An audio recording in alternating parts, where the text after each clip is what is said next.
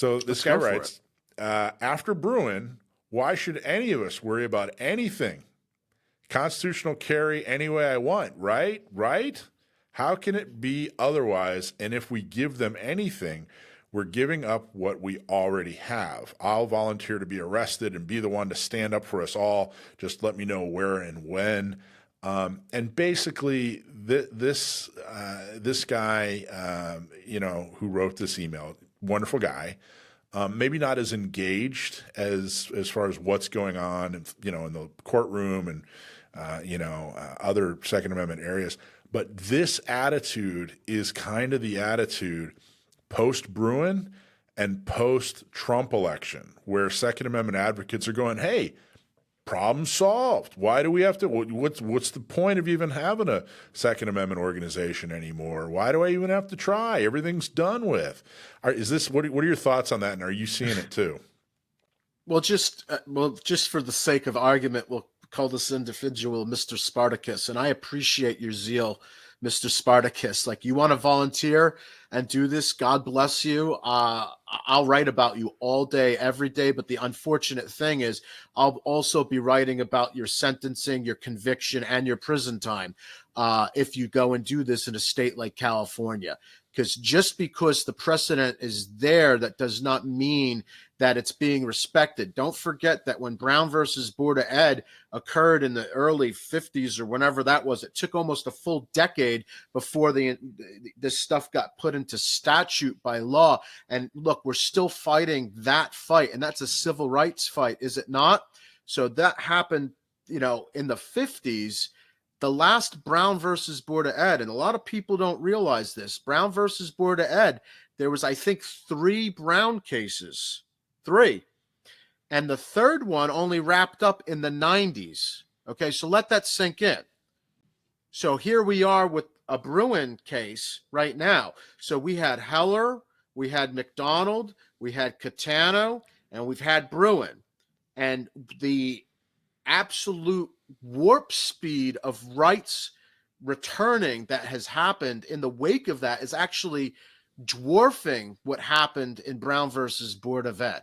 So we still have a fight, we still have a battle, because we still have people standing in the doorway of our schoolhouses. Right, yeah. Well, yeah, and the way I put it, especially with Bruen wasn't the final victory. That wasn't the final boss at the end of the Nintendo game, and then once you're done. You know what I mean?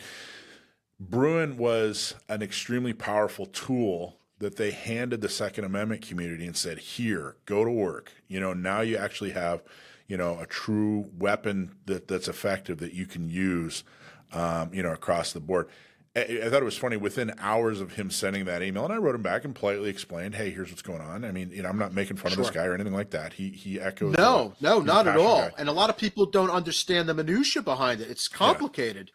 But within hours of me getting that email is when the decision came out from the Ninth Circuit Court of Appeals saying, hey, you don't get normal capacity magazines anymore. Uh-huh. And I took the opportunity to show them, like, see, we're not, like, it ain't that simple. We still got to fight this thing. But is this something? This isn't new to you, right? This sentiment. Are you seeing this on the ground in New Jersey as well? So it sounds to me like this individual is actually, number one, much more polite and much more learned than what I'm used to seeing, because what I'm used to seeing is who I call the shall not be infringed, group. And you see it across the country, not just New Jersey. And, they say, don't read the comments. Well, sometimes I read the comments, and you got the people that says, well, I don't understand. We're talking about this. It just says shall not be infringed. It's like, that is great. And I understand you and I am with you, but that doesn't change the fact that you're going to go to jail if you break these laws that you say are an infringement. So what we're trying to do is raise awareness so that we can deconstruct those laws and roll them back.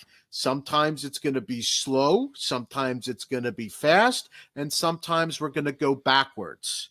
And just because it's an infringement and we're going to say that the Second Amendment is my permit, that's fine and dandy. And again, I'll come and visit you in prison if you're on the East Coast, and we'll do some prison interviews. It would be really great for my reputation to be able to talk to the guy that shall not be infringed, and now he's in prison and he's fighting the man.